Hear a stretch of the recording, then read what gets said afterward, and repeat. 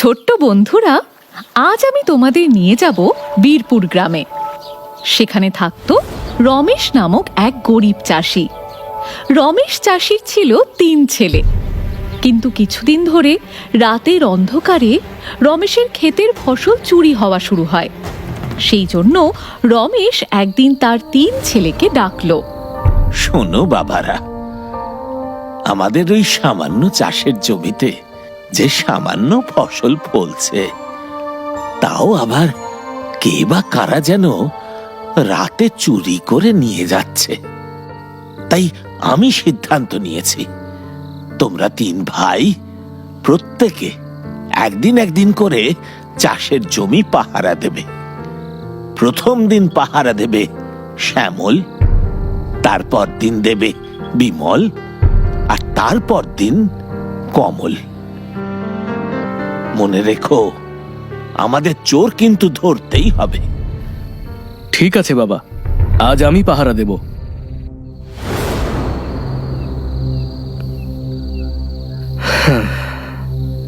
রাত তো অনেক হলো, কই কাউকে তো দেখলাম না চুরি করতে আসতে। যাক, আর বসে থাকতে পারছি না, চোখ দুটো একেবারে লেগে আসছে। এবার একটু ঘুমিয়ে নি।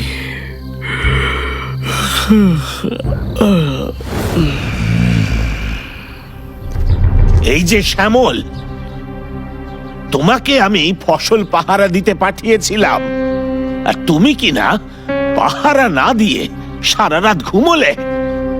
আজও আমার ফসল চুরি হয়ে গেল। না না বাবা, আমি তো জেগেই ছিলাম, কিন্তু শেষ রাতে। থাক, আর কথা বলতে হবে না, কিচ্ছু শুনতে চাই না আমি। আজ বিমল পাহারা দেবে। দেখি দেখি চোর ধরতে পারি কিনা।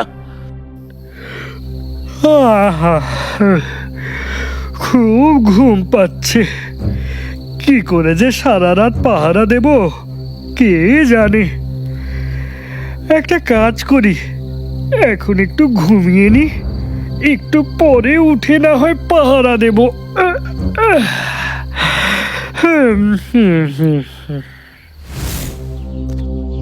হায় হায় হায় হায় হায়, আজও আমার জমির ফসল চুরি হয়ে গেল। আর তুমি বিমল এখানে সারা রাত ঘুমিয়ে কাটালে। বাবা, আসলে একটু চোখ লেগে গেছিল, কিন্তু কখন যে সকাল হয়ে গেল বুঝতেই পারিনি। তোমরা 2 ভাই কেউই পারলে না এই সামান্য জমিটুকু পাহারা দিতে। দেখি দেখি এবার ওই কমল কি করে। বাপ রে, কি অন্ধকার, কিন্তু কাউকে তো দেখতে পাচ্ছি না। তাহলে জমির ফসল কে চুরি করে?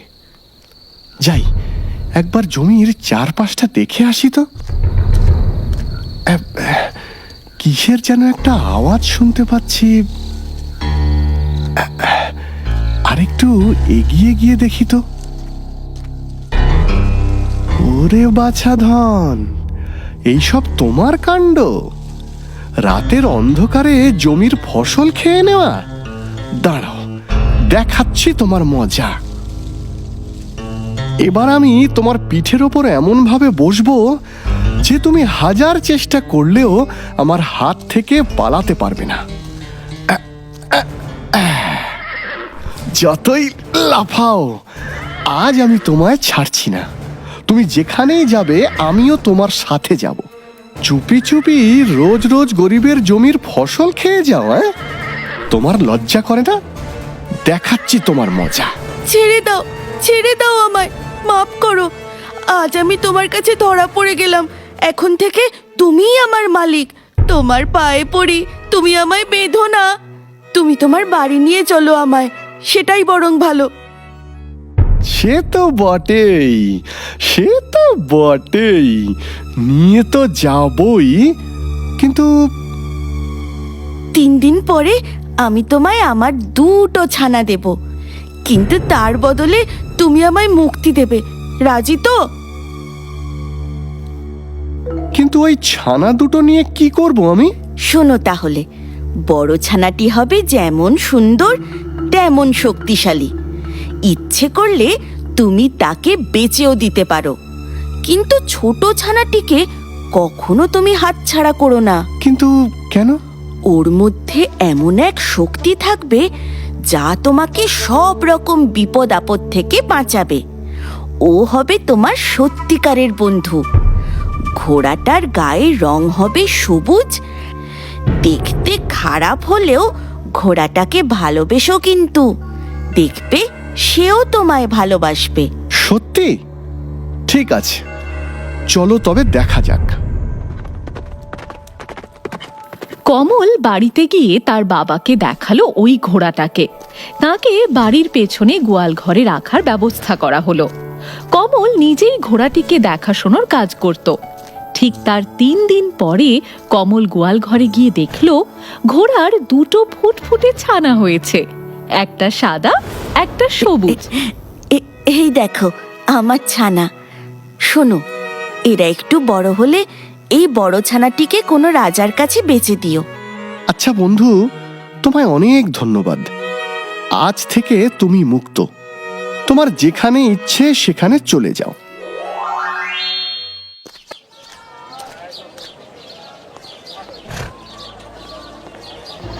সরো সরো সরো সবাই, আমি হলাম রাজার পেয়াদা, আমায় দেখতে দাও। এই ঘোড়াগুলো তো খুবই সুন্দর, রাজার খুব পছন্দ হবে আর ভালো পুরস্কারও দেবে। এই ছেলে, চল চল, ঘোড়া দুটো সঙ্গে নিয়ে চল তো রাজার কাছে।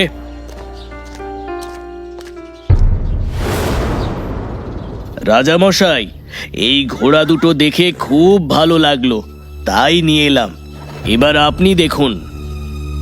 বাহ, তোমার এই সাদা ঘোড়াটি তো বেশ। আমি এটি নিলাম। তা বলো, এর দাম কত? আজ্ঞে মহারাজ, আপনি খুশি হয়ে যা দেবেন তাই। ওরে, কে আছিস? এই ছেলেটিকে 100 স্বর্ণমুদ্রা দিয়ে দে, আর এই ঘোড়াকে আস্তা বলে নিয়ে যা। এই যে ছেলে, তুমি ফিরে চলো, রাজামশাই তলব করেছেন। কি হলো? কি হলো আবার? কোনো গন্ডগোল হলো না তো? সে গেলেই বুঝবে। চলো কমল বাবা, মহারাজ যখন ডেকেছেন তখন তো আমাদের যাওয়াই উচিত। চলো। ঠিক বলেছ বাবা, চলুন পেয়াদা মশাই।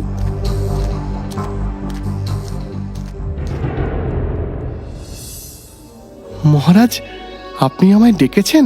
এই যে ছেলে, তোমার নামটা কি বলো তো? আগে কমল মহারাজ। শোনো কমল, তোমার ঘোড়া আস্তা বলে হইচই বাঁধিয়েছে, আমার সহিসকে তো নাকাল করে তুলেছে। পা তুলে লাফিয়ে ঝাঁপিয়ে একসা কাণ্ড। যা বুঝলাম, এই ঘোড়া সামলানো যার তার কাজ নয়। তোমার ঘোড়া তোমাকেই সামলাতে হবে, বুঝতে পারছো? বুঝেছি মহারাজ।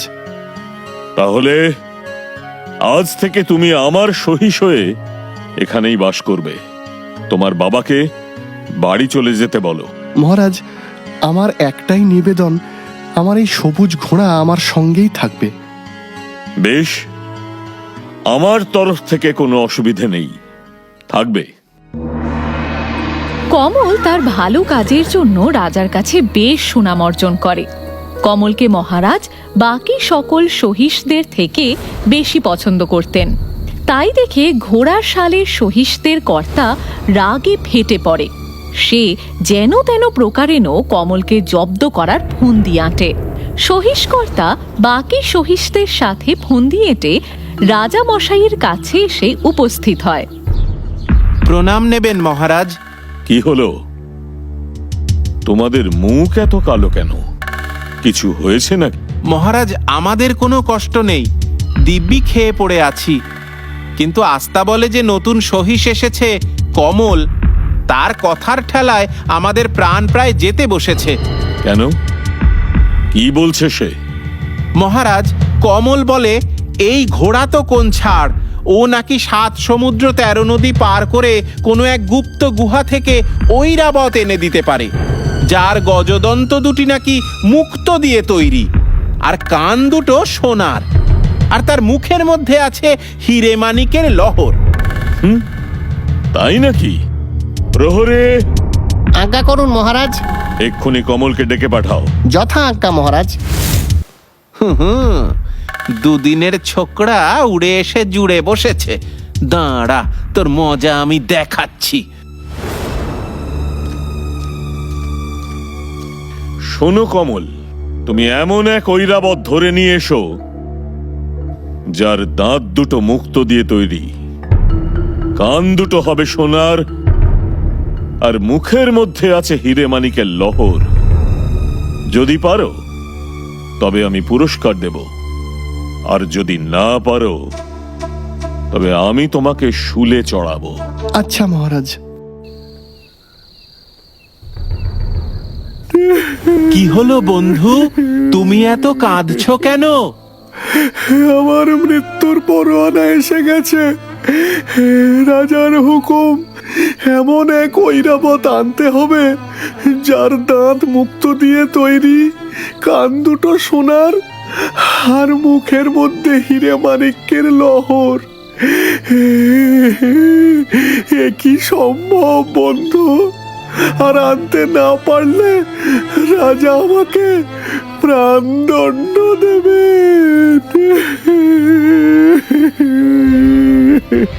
এই কথা, এর জন্য তুমি কেঁদে ভাসাচ্ছ? কোনো চিন্তা নেই বন্ধু, আমি তো আছি। তুমি শুধু রাজার কাছ থেকে সোনালি গম আর রশি জোগাড় করে নিয়ে এসো, তারপর দেখো কি করি। পরদিন সকালে কমল তার সবুজ ঘোড়া নিয়ে বেরিয়ে পড়ল, আর সঙ্গে নিল 3 বস্তা সোনালী গম ও প্রকাণ্ড এক রশি। 7 সপ্তাহ পরে ওরা 7 সমুদ্র 13 নদীর ওপারে পৌঁছল। বন্ধু, ওই সামনে যে পাহাড়ের গুহাটা দেখতে পাচ্ছ, ওই গুহায় থাকে ঐরাবত।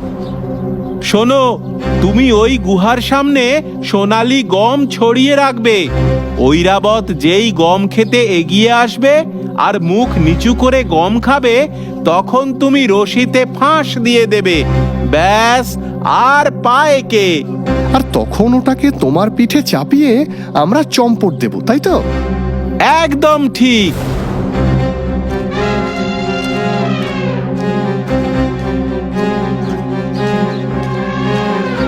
এইভাবে ঐরাবত কমলের ফাঁদে ধরা পড়ল। সকালে রাজা উঠে দেখলেন ঐরাবত তার বাগানে দাঁড়িয়ে আছে। তিনি প্রচণ্ড খুশি হন। রাজা কমলকে মহামূল্যবান পুরস্কার দেওয়াতে হিংসুকদের ঈর্ষা আরো বেড়ে যায়। প্রণাম মহারাজ, আপনার কাছে আমার কিছু নিবেদন ছিল। কি হলো?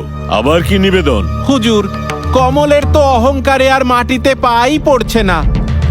রাজ ঐরাবত নিয়ে আসার পর থেকে ও ধরাকে একেবারে সরাজ্ঞান করছে। কেন কেন? এখনো বলতে শুরু করেছে পৃথিবীর এমন কোনো কাজ নেই যা ওর অসাধ্য। তা আমরা বলি কি মহারাজ, সূর্যি মামার দেশে যে সুন্দরী রাজকুমারী রূপকুমারী আছে, যাকে আপনি একবার বিয়ে করতে চেয়েছিলেন, কমলকে বলুন না তাকে বুঝিয়ে সুঝিয়ে রাজি করিয়ে নিয়ে আসুক। মন্দ বলনি। এই, কে আছিস? যা তো কমলকে ডেকে নিয়ে আয়। এবার কি করে বাঁচবে বাছা ধন?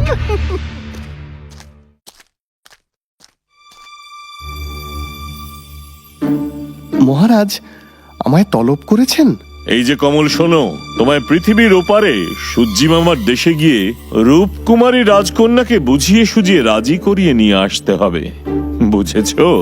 রাজি করিয়ে আনতে পারলে তোমার কোনো অভাব থাকবে না, আর না আনতে পারলে শুলে চড়াবো, মনে থাকে যেন। আজ্ঞে মহারাজ। কি বন্ধু, এবার কি বিপদ কাঁধে করে নিয়ে এলে, বলো? মহারাজের হুকুম, পৃথিবীর ওপারের সূর্যি মামার দেশ থেকে রাজকুমারী রূপকুমারীকে বুঝিয়ে সুঝিয়ে নিয়ে আসতে হবে। আচ্ছা বলো তো, ধরে বেঁধে নিয়ে আসা যায়, কিন্তু রাজি করিয়ে কাউকে কখনো নিয়ে আসা যায়? তিনি যদি রাজি না হন তখন? ওরে বাবা, এই কাজ! কোনো চিন্তা করো না, তুমি শুধু রাজার কাছ থেকে একটা সোনার তাবু, 4টে সোনার থালা আর দেবভোগ্য মিষ্টি নিয়ে এসো। আমি তোমায় একটা দৈব গোলাপ দেব কাল, সেটাও সঙ্গে নিও। তারপর দেখো কি হয়। বটে। এবার ঘুমিয়ে পড়ো, কাল ভোরবেলা বেরোবো।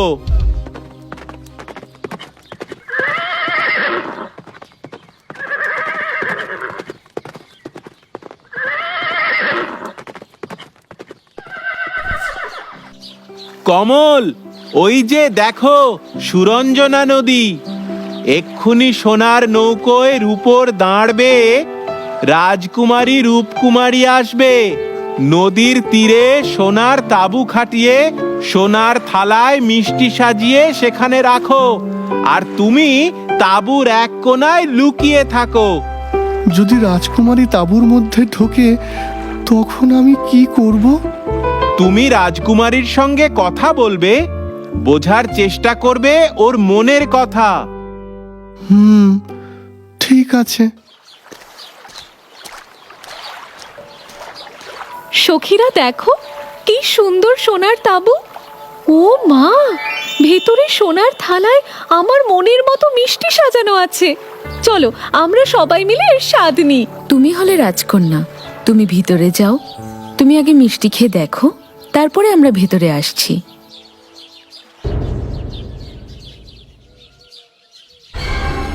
এ কি? কে তুমি? আমার হাত ধরেছো কেন? আমার নাম কমল। তুমি আমায় ভয় পেও না, আমি তোমায় কিছু দিতে চাই। এই নাও। রাজকুমারী, আমি পৃথিবী থেকে এই সূর্যি মামার দেশে এসেছি তোমার সঙ্গে বন্ধুত্ব করতে। যদি তুমি এই ফুলটি গ্রহণ করো তবে বুঝবো তুমি আমার বন্ধু হলে। রাজকুমারী কমলের ফুল গ্রহণ করে আর সবুজ ঘোড়ায় চেপে রওনা দেয়।